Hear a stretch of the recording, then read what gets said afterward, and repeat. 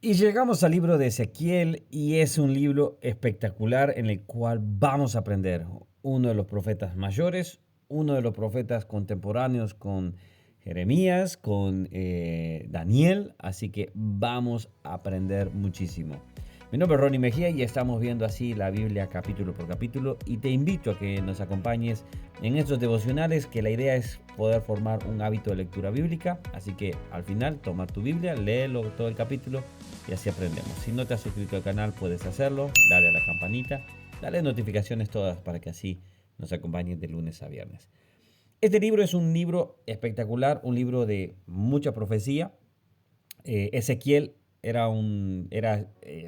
vamos a decir, su llamado o su ah, destino iba a ser el sacerdocio. Es más, en el caso, por ejemplo, desempeñó o iba a desempeñar. Algunos dicen que al inicio del capítulo, podemos leerlo, dice: aconteció que en el año 30, algunos han especulado sobre si este año 30 a qué se refería.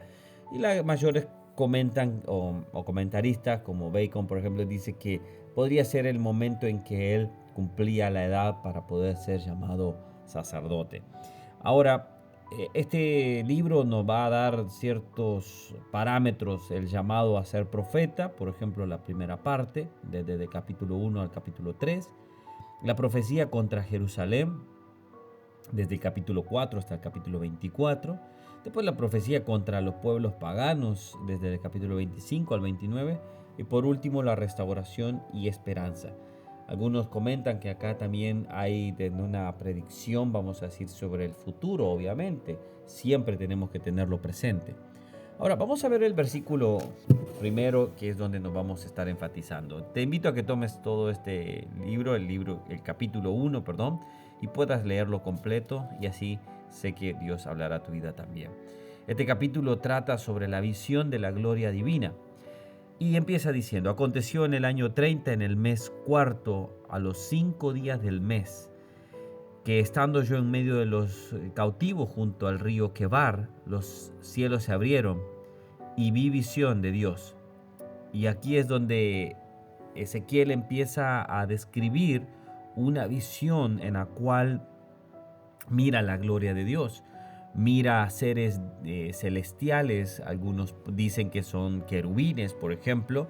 Ah, Algunos de ellos, de alguna manera muy difícil de explicarlos, con formas humanas, con formas, con rostros de león, de buey, de becerro y de humano, con alas, con carruajes, vamos a decir así. Ese es el trono de Dios. Entonces, es una visión bastante interesante, obviamente. Pero lo que trato quizás voy a centrarme acá es en el cual dos aspectos que está diciendo el versículo. Y vi visiones de Dios. En el 5.º año de la deportación del rey Joaquín, a los 5 días del mes, vino palabra de Jehová al sacerdote Ezequiel.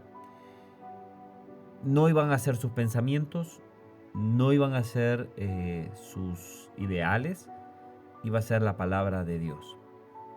Cuando vemos la vida de Ezequiel, podríamos pensar algunos que podríamos decir una vida truncada, vamos a decir que estaba destinada al sacerdocio, pero terminó siendo un profeta.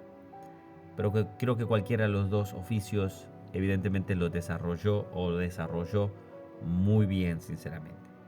Muy bien en el sentido como profeta que dio la palabra de Dios. Es interesante que acá la gloria de Dios se manifestó en Babilonia.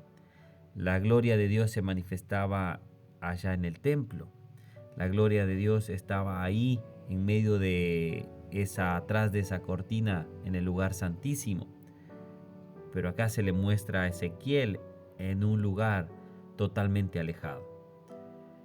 Eso muestra lo que es que Dios es el Dios de toda la tierra y Él puede estar donde todo Él quiera estar.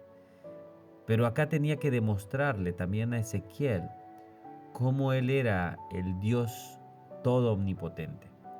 Si vemos la vida de Babilonia, ellos eran grandes, sus edificios eran inmensos, demostraban dioses por todos los tipos que podían decir, o vamos a decirlo así, a cualquiera llevar a un pensamiento decir, estos dioses son fuertes, pero él iba a estar en cualquier lado. No hay algo que pueda sostener o ocultar o marginar la gloria de Dios. Me encanta que Ezequiel en el versículo 3 dice, vino palabra de Jehová al sacerdote Ezequiel, hijo de Buzi. Creo que por hoy debemos estar en un tiempo donde debemos de desear la palabra de Dios. Debemos desear hablar más la palabra de Dios que nuestras palabras. ¿Qué es lo que nosotros hablamos a los demás? ¿Qué es lo que nosotros compartimos con los demás? Ezequiel iba a transmitir el mensaje de Dios. Muchos de ellos no lo iban a escuchar. Pero no por eso él se calló. No por eso él dejó de decir lo que Dios le había dicho. Aunque no gustara, él lo iba a decir. Y es aquí donde nosotros tenemos que pararnos como Ezequiel a decir, esta es la palabra que Dios nos ha dado. En muchos casos no gustará, en muchos casos confrontará, en muchos casos incomodará, pero esa es la palabra de Dios. Estamos en tiempos muy difíciles en los cuales debemos anunciar al mundo que se arrepienta y que venga a los pies de Cristo. Y eso es lo que nosotros debemos de tener en cuenta. La visión que vio Ezequiel lo dejó sin palabras prácticamente. Vio la gloria de Dios. Cuán hermoso es que nosotros prediquemos, que un día veremos la gloria de Dios también. Oremos. Señor, vamos a estudiar este libro a profundidad y me detengo en unas palabras. Vino palabra de Jehová. Yo deseo que venga palabra tuya hacia nosotros y que cada uno cuando lea la palabra se dé cuenta de la majestad de la visión que tuvo Ezequiel. Pero también, Señor, que cuando hablemos con otros podamos compartir el evangelio puro, que era de venir y predicar, que vengan al arrepentimiento, que vengan a la consagración con Dios, arreglen sus cuentas para que así tú tengas misericordia de nosotros. Padre, ayúdanos a crecer, pero a predicar tu palabra, no mis pensamientos, no mis ideales, sino tu palabra.